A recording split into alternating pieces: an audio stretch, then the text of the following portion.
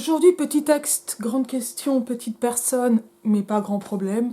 On va parler avec Clémentine Beauvais de droit de vote des enfants et d'en fait comment quelque chose comme un tract permet de repositionner pas mal de choses. Alors je viens juste de le lire, j'avoue là c'est une semaine un peu harassante donc je dirais c'est le genre de choses que j'achète ici et là. Je l'avais pris à la librairie La Brèche d'ailleurs, la librairie du NPA qui est rue Taine, Hippolyte Taine à Daumesnil. Euh, euh, J'adore ce genre de petits textes. Alors je prends rarement le temps et en même temps quand je n'ai pas de temps c'est le bon temps pour le prendre, très paradoxalement. J'aime beaucoup les formats fanzine, tract, et j'en parle assez peu en fait sur la chaîne, c'est-à-dire je reste quand même souvent dans des choses assez canoniques, alors qu'en fait c'est extrêmement important, ça éveille énormément de choses.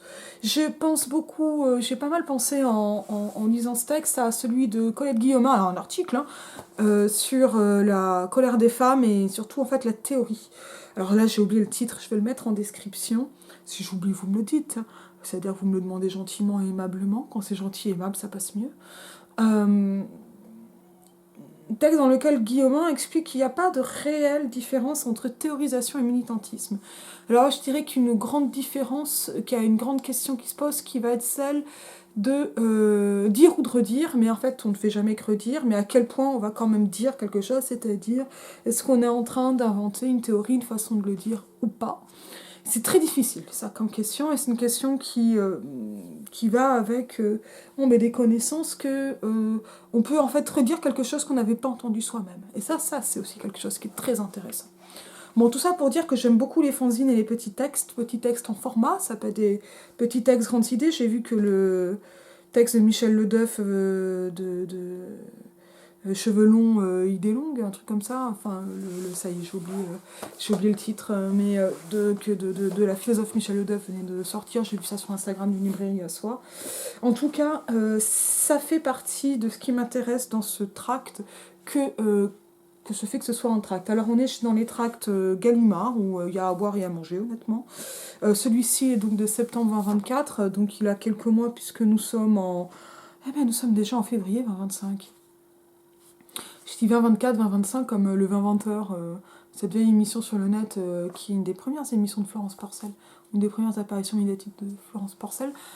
C'était vachement bien, mais moi je l'ai découvert en organisant une table ronde pour inviter Florence en tant que vulgarisatrice, et c'était hyper bien, quoi. Donc allez voir comme le 20-20h, alors évidemment c'est dépassé, quoi, aujourd'hui, mais ouais, il y a des inventivités qu'on a perdues, qu'on retrouvera, qu'on va trouver ailleurs, qu'on va faire autrement, mais c'est quand même bien de se rappeler de ça. Question simple, alors ça c'est vraiment le principe de cette collection, vraiment coup de poing, on pose des questions simples en apparence, on le donne, donc voilà, petit texte grande plume, des gens un peu connus, je sais pas qui a choisi la question. D'ailleurs, c'est un peu étonnant sur la petite présentation biographique derrière, Clémentine Beauvais. Donc, moi, je sais pas, avec Clémentine Beauvais il n'y a pas très longtemps, donc j'avais repéré ce texte, mais je ne l'avais pas lu, pour passer décomposé. Le texte sur la charogne, là, et ça m'avait vachement plu, quoi. Ce qui réécrit une charogne de Baudelaire, il est quelque part par là, mais c'est tellement le bordel en ce moment que je vais pas aller chercher ça en plus. Pour le droit de vote dès la naissance, c'est bon, ça dit exactement ce que ça annonce, c'est-à-dire que c'est pour le droit de vote dès la naissance. Là, en ce moment, les réflexions féministes que j'ai m'amènent de plus en plus, réflexions politiques, mais aussi philosophiques, épistémologiques, etc., à un genre de pas de côté ou de complément, c'est-à-dire à réfléchir à la question de l'enfance. Là, j'ai un texte qui va sortir dans pas longtemps dans un collectif consacré à Benjamin et qui est sous-titré Essai de contreféerie, c'est chez Abrupt. Ça sort fin mars, ça. Et le texte que moi je propose, c'est vraiment sur l'enfance berlinoise, lu au prisme des thèses sur le concept d'histoire, et en finissant, mais c'est vraiment à toute fin, sur l'idée d'un child gaze, qui n'est pas du tout la mienne, qu'on trouve ailleurs, mais en tout cas à laquelle j'essaie de réfléchir, parce que j'essaie de réfléchir sur le gaze au-delà du feminist gaze, et sur ce que peut amener le gaze. Vous me direz si ça vous intéresse, en tout cas, voilà, c'est des choses qui devraient aboutir dans quelques temps. Et donc la question de l'enfance m'intéresse beaucoup, notamment dans cette dimension philosophique et politique. Qu'est-ce que ça signifie? Donc en ce moment, on a eu, il y a quelque temps, un livre sur la domination adulte, je ne sais plus si c'est son titre exact, de Tal Peter Bromarx, qui avait déjà fait Outrage chez Blast aussi, et donc moi j'ai Outrage, je ne l'ai pas lu, ça fait partie des lectures que j'ai très envie de faire et donc j'ai très peur.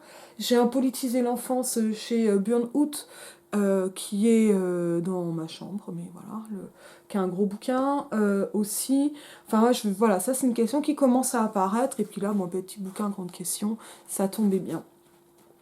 Le titre est évidemment très annonciateur, programmatique, littéralement programmatique. C'est un tract. Alors, bon, il y a quand même quelque chose d'un peu cynique chez Gallimard et les autres, parce que ça a été repris par tout le monde, Seuil, La Martinière, etc., que de vendre des tracts.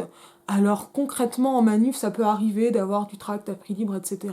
On achète bien des fanzines, hein. Les fanzines ne sont pas forcément gratuits, etc. Mais bon, Gallimard et le tract, il y a quand même quelque chose... Enfin,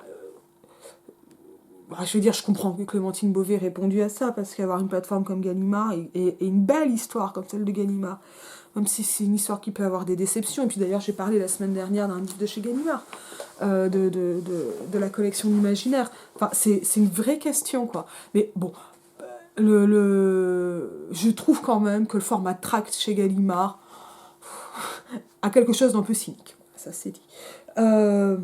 Aujourd'hui, il n'aurait pas eu... Enfin, remarque, il aurait eu aussi à d'autres époques, finalement. Et donc, en tout cas, c'est un format qui est efficace. Là, on est sur alors quelque chose qui joue le tract...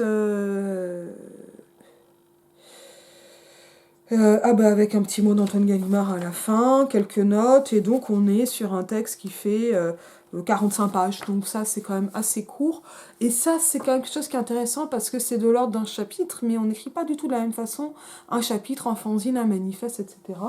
Là j'ai un autre manifeste que j'ai envie de lire depuis quelques temps, celui-là qui dit qu'il faut quitter tout le monde, qui vient de sortir. C'est la personne qui a pour pseudo Langue de Lutte, mais Alex, et je vais pas réussir à retrouver le nom de famille. Ça, je vais lire ça dans les prochaines semaines, je sais pas encore quand. Mais on peut penser à Solana, Sassi, à machin. Enfin, ouais, je veux dire, c'est quand même des formats que j'aime bien. Et c'est vrai que ça va pas de soi de prendre un format comme ça. Donc pour le coup, on a un peu de séquençage avec des titres intermédiaires. Donc on voit, hein, là on est vraiment sur du papier avec double agrafage. Ça coûte 3,90 €, là c'est le numéro 59, donc rien, ça débite. Hein. Je sais pas du tout quel tirage de ça, mais c'est facile à ranger. Ça s'est rangé sur les caisses, etc. Il y en a pas mal. Et il y a cette idée de petit texte, grande question, peu de temps, et boum, on va aller donc chercher quelque chose d'extrêmement synthétique par voilà, une plume concernée, etc. Ah oui, donc je trouvais étrange dans la présentation biographique que ce soit la question universitaire qui soit la première mise en avant pour présenter Clémentine Beauvais, qui est donc chercheuse et enseignante en sciences de l'éducation oui, à l'université de York, en Grande-Bretagne, et autrice jeunesse. Bon, je dois avouer que je la connais d'abord du fait qu'elle soit autrice jeunesse, et donc avec une mention elle écrit aussi des essais, boum, de titres, qui sont chez Alt et Gallimard Jeunesse. Écrire comme une abeille, ça doit être sympa ça. Donc, voilà, là, en fait, mais ce qui est mis en avant, c'est quand même cette dimension intellectuelle de l'universitaire. Ça quand même, enfin moi, je trouve que l'ordre dit quelque chose. L'ordre est hyper intéressant. Moi, je mets toujours chargé de recherche, etc. en premier dans mes propres présentations, mais je sais que je le fais aussi parce que cette présentation, enfin, commencer par ça, c'est mon identité principale. Mais c'est pas enfin, moi, je considère que c'est l'identité par laquelle je suis connue, ce qui n'est pas forcément le cas, en fait. Mais voilà, en tout cas, c'est probablement celle à laquelle je tiens le plus pour le moment, en tout cas. Ça m'a vachement interrogée. J'ai beaucoup aimé ce texte qui pose donc une question simple, que je m'étais déjà posée, je suis assez d'accord avec à peu près tout ce qui est dit. Il y aurait probablement des nuances, des choses, des approfondissements, mais ça sert pas à ça. Ça sert à poser une grande question, ou une question, en tout cas à poser grandement une question. Et ça se met en place donc d'emblée avec la question en titre. Enfin la question ou la thèse, littéralement. La thèse, c'est qu'est-ce qu'on va défendre dans ce programme. et pourquoi on va le défendre. Voilà, donc ça nous fait un format A5 avec des feuilles A4 pliées en deux et puis double agrafage. Et ça commence de façon très écrivain. C'est rigolo quand même, l'espèce de hiatus qu'il y a avec les présentations bio.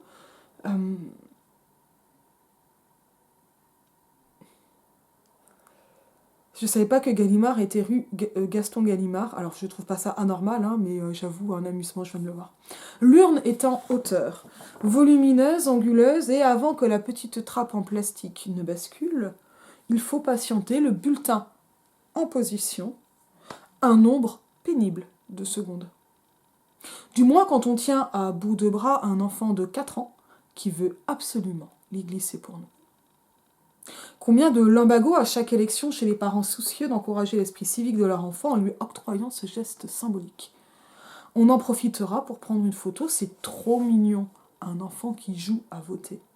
Il y a un décalage humoristique, le visage du petit faux électeur est si sérieux. Les adultes le contemplent avec tendresse, illusion comique. J'espère que tu avais bien lu les programmes avant de décider. Clin d'œil, complice. Et toi, Jean-Michel, tu les avais bien lus, tous les programmes ? Ne répond personne.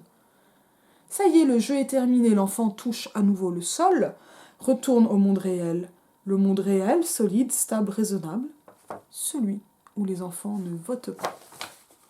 Tourne la page. Parfois pourtant, quelqu'un, quelque part, se laisse distraire par une petite rêvasserie, juste comme ça. Si les gamins pouvaient voter, faudrait un escabeau devant l'urne quand même. Et puis, dis donc, il y en a qui savent pas lire. Alors, comment on ferait pour les bulletins ? Et puis, vertigineuse rêverie tout à coup qui dépasse l'espace du bureau de vote. Et puis, il faudrait que les politiques apprennent à parler aux enfants, les partis à faire des programmes vraiment compréhensibles. Et puis, il faudrait repenser le système scolaire, la famille, les institutions. Il faudrait se demander ce que sont véritablement un enfant, des enfances. Faudrait réfléchir à nouveau à tout ce qu'on attend d'une démocratie. Il faudrait que tout change. Absurde d'imaginer ça. Fou. Et si ? À travers le monde, donc là, boum, espace étoile, à travers le monde, la seule chose qui soit universelle dans le suffrage du même nom, c'est que les enfants en sont universellement exclus. Cette exclusion nous semble si évidente que nous ne voyons même pas qu'elle devrait quand même devoir un peu se justifier. Faites un minimum d'effort, quoi. On n'interdit pas comme ça à 20% de la population, dans les pays à la natalité flemmarde, de participer à ce moment clé de la vie démocratique. On cherche les débats houleux, les grands discours, les manifestations, les faits scientifiques oubliés. Au XVIe siècle, des savants florentins découvrent la glande du droit de vote, une excroissance du cervelet qui arrive à maturité à 17 ans, 363 jours, 23 heures et 59 minutes. L'excite à un manuel de SVT que je viens d'inventer. Alors que nous exigeons bien naturellement de toute démocratie des raisons solides de restreindre les droits de telle ou telle catégorie sociale, le fait que l'on interdise aux bébés, enfants et adolescents de voter n'est choquant pour quasiment personne. Les enfants eux-mêmes, pour la plupart, n'y songent pas. Vous avez peut-être, comme moi, appris au collège que le suffrage en France était, enfin, devenu véritablement universel, suite à l'obtention du vote par les femmes en 1944, sans vous émouvoir, d'avoir été vous-même catapulté par cette phrase, au-delà des confins de l'univers. Et c'est déjà très important, et ça fait quand même un Wikipédia qui est ultra solide.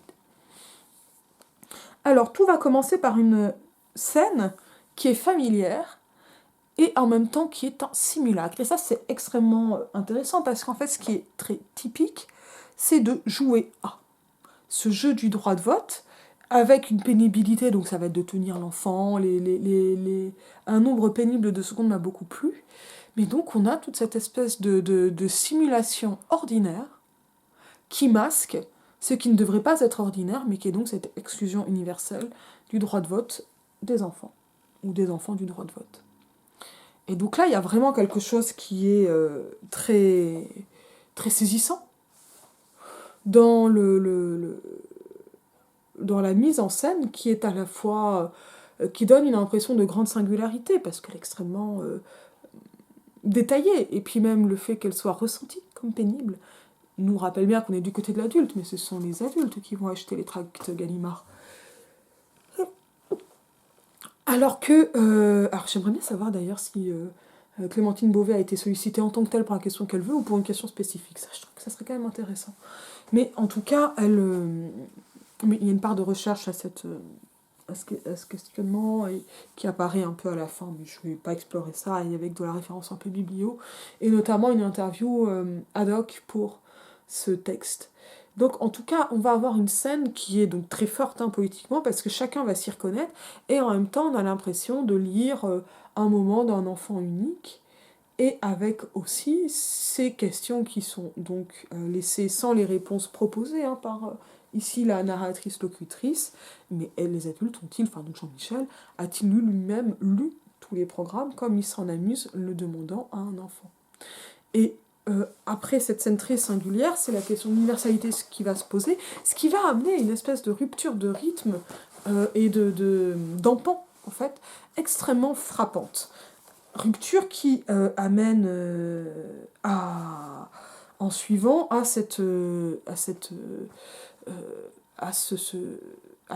montrer que cette scène singulière est en fait complètement typifiée en se retrouvant comment dire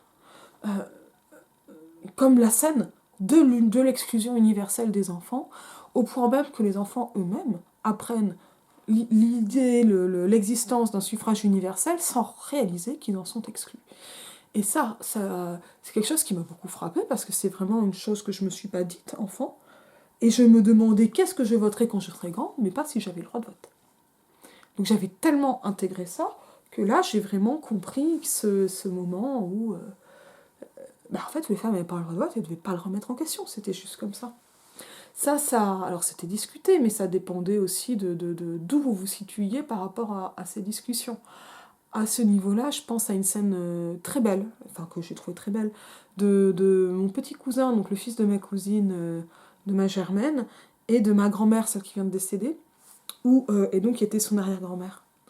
Et mon petit cousin m'avait dit de manière extrêmement mignonne, il adore la Nouvelle-Zélande. Oh là là, mais tu savais que en Nouvelle-Zélande, c'est le pays où les femmes ont eu le droit de vote en premier. Et j'avais dit, bah oui, oui, et puis même les Maoris, etc. Ce qui allait pas du tout de soi est quand même assez hallucinant. Et bravo. Et, et puis, pas bravo les autres de pas avoir suivi, donc je crois que c'est en 1893, quelque chose comme ça, la Nouvelle-Zélande. Et je lui avais dit, et en France alors? Et donc en France, ils ne savaient pas, et j'avais dit, bah voilà, 44, etc. Et je dis, mais regarde mamie, parce que mamie était née en 32. Et j'étais à dire que quand mamie est née et elle a grandi dans un monde dans lequel elle ne devait pas avoir le droit de vote. Et donc ma grand-mère a été une femme adulte, a toujours été adulte ayant le droit de vote, mais sa mère a été une adulte sans droit de vote qui l'a gagné, elle sans rien faire, singulièrement, mais qui s'est retrouvée à le gagner, donc malgré elle. Elle n'a pas refusé, elle a été votée. Mais une fois adulte, donc elle a été adulte privée de droits civiques. Enfin, du droit de vote en tout cas. Ce que sont d'autres gens que les enfants. Mais voilà, alors enfant chez Clémentine Beauvais, c'est une anecdote. Ah oui, après l'anecdote elle se finit. Il a regardé la grand-mère. Oh, il avait quoi? Il avait 8 ans. 9 ans. 8 ans. Et il a fait Oh mamie, t'as dû être tellement malheureuse! Et il a fait un gros câlin. Bon voilà, c'était très très mignon. Mais ça, c'est quand même ça que je trouve très frappant en fait. C'est aussi de comment on vit du fait de ne pas avoir un droit. Ben on s'en sent pas forcément mutilé, on s'est conditionné à ne pas l'avoir. Et c'est ça qui nous montre à quel point c'est dur d'imaginer de véritables émancipations, et pas juste sur des points très très précis. Mais c'est ça aussi qui fait que les choses sont si importantes. Alors, ayant dit cela, qu'y a-t-il à dire encore? Eh bien, tout n'est donc... là, ça n'est que le début, et donc, il va y avoir plusieurs lignes d'argumentation dans ce petit ouvrage, qui est très bien fichu, que j'ai beaucoup aimé, qui vont être donc de poser la question, et qui, ici, vont commencer par rendre sensible cette question, sensible déjà, dans son évidence, alors, c'est-à-dire que c'est quelque chose qui semble évident, que les enfants n'aient pas le droit de vote, mais qui va s'agir de dénaturaliser. Et donc, elle va passer en revue d'abord les arguments qui vont à l'encontre d'un droit de vote des enfants, pour montrer que les choses Alors c'est très très clair, parce qu'on a notamment ces intertitres, je ne crois pas avoir vu de table. Une idée impensable, et donc ça, cette question impensable est très intéressante, et elle va revenir vers elle-même pour dire qu'elle non plus, elle l'avait pas imaginé, ça l'avait fait rire, qu'elle était revenue à ça, ce que ça veut dire aussi de ce qu'on appelle de l'agisme, et donc de la discrimination, alors, même de l'infantilisation dont les enfants sont victimes, et voilà, ça j'ai beaucoup aimé ce passage, évidemment, hein, très littéraire. Ce que nous pensons connaître de l'enfance est incompatible avec ce que nous croyons savoir du vote. Je dis un enfant. Et déjà se lève l'idée même et suave, l'absent de toute classe de CM2, un être simple, impulsif, innocent, naïf, joueur, insouciant, oisif, ou, pour nommer les défauts de ses qualités, un être peu sophistiqué, irraisonné, inexpérimenté, aisément corruptible, peu sérieux, irresponsable, improductif. De l'évidente dépendance du petit enfant, nous déduisons qu'il ne saurait avoir aucune autonomie. Et donc se pose la question d'être à soi-même une autonomie quand on est dans une situation multidimensionnelle de dépendance. L'enfant a besoin d'éducation, nous concluons un peu trop vite que nous n'avons rien à apprendre de lui. Alors, il y aura un petit passage sur le fait que le vote, c'est pas du tout un système parfait, mais en tout cas, qu'elle pense dans ce système-là. Et, je pense que, en fait, la question du droit de vote, elle est intéressante en tant que droit de vote, et elle pourra être quelque chose de l'ordre d'une réforme, plutôt qu'une révolution avec un changement de système, mais que cette question permet de s'en poser bien d'autres sur ce qui va définir un enfant, et ce qui va notamment définir politiquement l'enfance. Ici, par l'exemple du vote, mais qui n'est pas non plus un exemple anodin.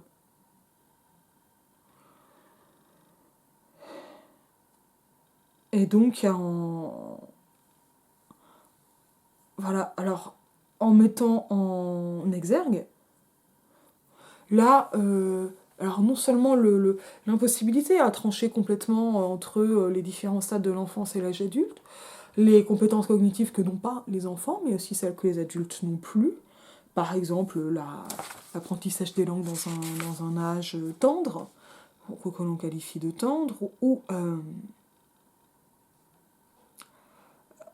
ça, on se concentre trop souvent sur ce qui fait d'un enfant un moins qu'adulte, plutôt qu'un égal ou un supérieur. C'est que la plupart des sociétés sont passivement et activement infantistes, avec une autre pour expliquer l'infantisme, c'est un système de discrimination des enfants, le plus souvent au détriment de ces derniers. Et en rappelant donc qu'il n'y a pas de compétences requises pour être électeur.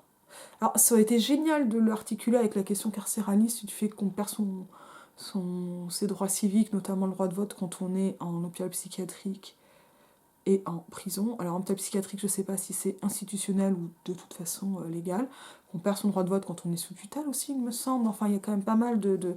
Voilà, ça c'est des choses qui auraient quand même pu éclairer aussi ce statut de mineur. Par exemple, dans le cas de Napoléon, le mineur va avec les aliénés, les prisonniers et les femmes. Et en fait, finalement, cette mise en série a quand même du sens, enfin, nous dit quelque chose en tout cas. Se rappelle qu'on n'est pas dans un système capacitiste officiellement. En France, pour ce qui est du droit de vote, et donc le droit de vote des enfants n'a pas de raison d'être plus capacitiste que les autres. Aller jusqu'au bébé, bah oui, les bébés, pour pas... avec aussi cette question, pourquoi on ne ferait pas voter les parents à la place des enfants, pour être sûr que ce soit les enfants qui votent, et pas les parents. En sachant que ils n'iraient pas forcément voter, mais de toute façon, il y a plein d'adultes qui vont pas voter, enfin... Et en fait, c'est vrai que pourquoi ce serait seulement l'âge qui discuterait et qui amènerait ça. Bon. Toutes ces questions-là, elles sont très revigorantes, mais elles vont amener à un élargissement de la réflexion, ou plutôt, est-ce que c'est un élargissement? Non, ça va être à une dimension politique et philosophique de cette question, des existences déjà politiques, c'est-à-dire, il va s'agir de montrer en quoi l'enfance est politique, et notamment parce qu'elle est directement touchée, on pourrait dire impactée, par les décisions politiques, par exemple en termes de pauvreté, Voilà. Là, on a quelque chose que j'avais trouvé assez frappant. Oui, si insouciante, aussi apolitique, l'existence de ces 15 millions de personnes à qui la France interdit actuellement de voter. Apolitique, le quotidien du collégien qui attend le remplaçant d'espagnol devant le préfabriqué temporaire temps permanent de la cour de Jules Ferry. Apolitique, les débuts dans la vie du bébé sans place en crèche, de la jeune lectrice qui hante la médiathèque, de la fratrie qui ne part pas en vacances, du préado qui ne veut plus manger des animaux, des petits chanteurs de Marseillaise à la visite du préfet, des groupes de potes qui fumotent devant le bahut hors contrat, de la petite fille violée par son beau-père, du lycéen en colo mat voile leadership, du sacré petit bonhomme qui part à la chasse avec son père, du jeune geek qui deal en crypto, du bambin dont la mère cumule 3 boulots, du fœtus par GPA, de la gamine qui rêve d'être footballeuse, du frère addict au pari en ligne, du petit-fils qui va voir son grand-père à l'EHPAD, du nourrisson que son père refuse de vacciner, de la grande sœur qui passe en conseil de discipline, du garçonnet en garde alternée, du cousin qui prend de la ritaline depuis la maternelle, de l'adolescente qui traduit les formulaires administratifs pour sa mère. Voilà. Donc, finalement, de l'embryon à l'adolescent, les mineurs subissent à chaque instant les conséquences des mesures prises par les adultes. Et donc, il va y avoir une question de représentativité. Donc, s'agirait-il d'avoir, par exemple, donc des voix des parents pour les enfants? Donc non, puisque pas de système capacitiste, donc fondé sur la capacité.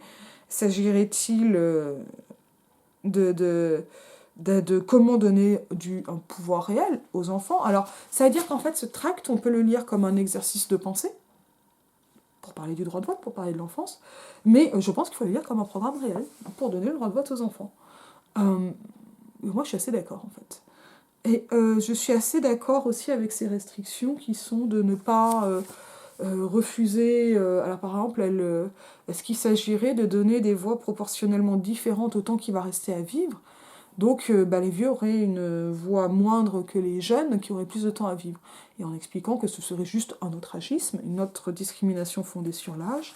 Et là, il y a une réflexion que j'ai beaucoup aimée sur le fait qu'il y a une richesse du temps à venir et une richesse du temps passé, donc d'expériences différentes, et que chacune serait à égalité en termes de politique. Alors, j'ai pas entièrement aimé ça parce que je trouvais qu'il y avait quelque chose qui était un peu de l'ordre de l'équation. Mais je crois qu'il est également possible de le voir. Moi, alors, j'en suis d'autant plus frappée à la mort de ma grand-mère et au souvenir qu'elle avait de sa propre grand-mère et qu'elle nous racontait en disant, oh là là, quand je passe par là, je vois Marie Coudert, donc c'était sa grand-mère, qu'évidemment on n'a pas connue, nous. Moi, j'ai même pas connu mon arrière-grand-mère, j'ai déjà eu la chance de connaître mes grand-mères. Je vois Marie Coudert ici sur cette route avec ses moutons, qui gardait ses moutons.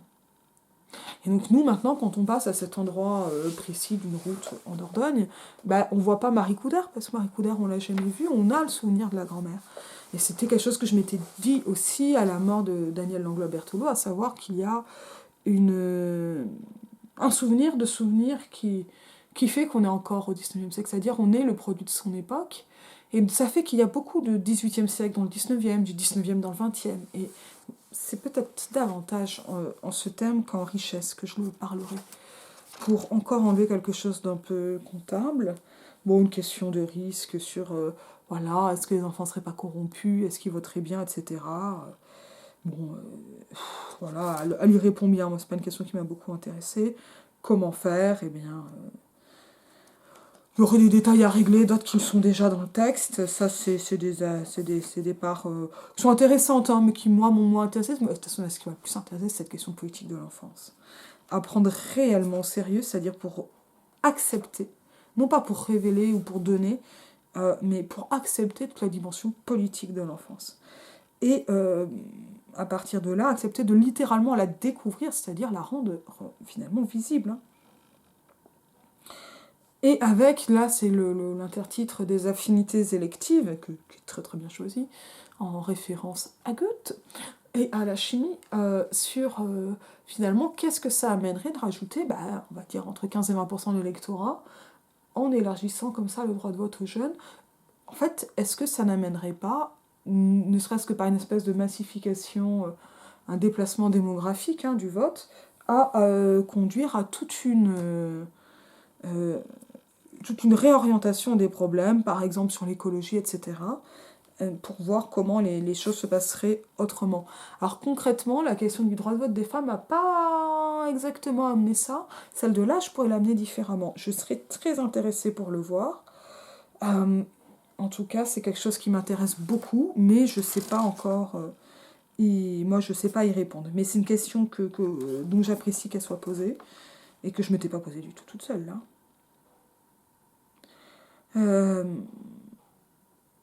Voilà, et avec aussi cette question qui est aussi celle du FALC, je crois que c'est ça. C'est ça, français facile à lire et à comprendre, de comment rendre accessible la question politique. C'est-à-dire pas seulement de la voir en tant qu'adulte, à un télo, ce que je fais donc pas du tout cette accessibilité sur ma chaîne, ou enfin, ou pas à tout le monde, quoi. C'est pas que je veux pas, hein, mais c'est que les marches sont hautes. Mais le FALC, c'est donc un français facile à lire et à comprendre, qui permet donc pour les enfants, et notamment les personnes atteintes de handicap cognitif, ou voilà, on peut imaginer d'autres configurations, d'avoir non pas des résumés, mais d'avoir une traduction dans une langue compréhensible et accessible des problèmes. Alors il y a un exemple qui est donné, par exemple, sur une page concernant le droit de vote. À quoi sert le droit de voter? Les Français ont le pouvoir de choisir qui doit diriger le pays ou les territoires. Par exemple, choisir un président de la République ou un maire. Grâce au droit de vote, les Français participent à la vie du pays. Le droit de voter est écrit dans la Constitution. La Constitution, c'est la grande loi qui fixe l'organisation et le fonctionnement d'un État. Et ça, la Constitution, c'est la grande loi qui fixe l'organisation et le fonctionnement d'un État, et ben j'ai trouvé ça brillant. Parce que oui, c'est ça. Et en fait, on a besoin de passer... Enfin, moi, ça m'a fait du bien d'avoir une définition aussi simple de la Constitution. Et c'est une question que je me suis beaucoup posée avec le roman, et qui porte tout l'amour que je ressens pour ma grand-mère, de se demander à quoi ça ressemble une ville qui est faite pour les vieilles et qui sera aussi faite pour les enfants. C'est quel monde? Un monde dans lequel les vieux et les enfants peuvent vivre. Est-ce qu'il y a une autre question que ça, en fait? Est-ce qu'il y a une autre question que de bien vouloir vivre et de tout faire pour vivre aussi bien que possible avec les vieux et les gosses? Moi, je crois pas. On a tous été gosses et on espère être vieux, quoi. Et on peut... voilà. Ce qui va fonctionner pour les vieux va fonctionner pour pas mal de monde en même temps, en fait. Et ça m'a énormément plu pour toutes ces raisons. Le style est super clair, incisif, avec des moments comme ça, voilà, de brio. Petit texte, grande question. Bravo Clémentine Beauvais, c'est extrêmement percutant. Je vous dis à bientôt.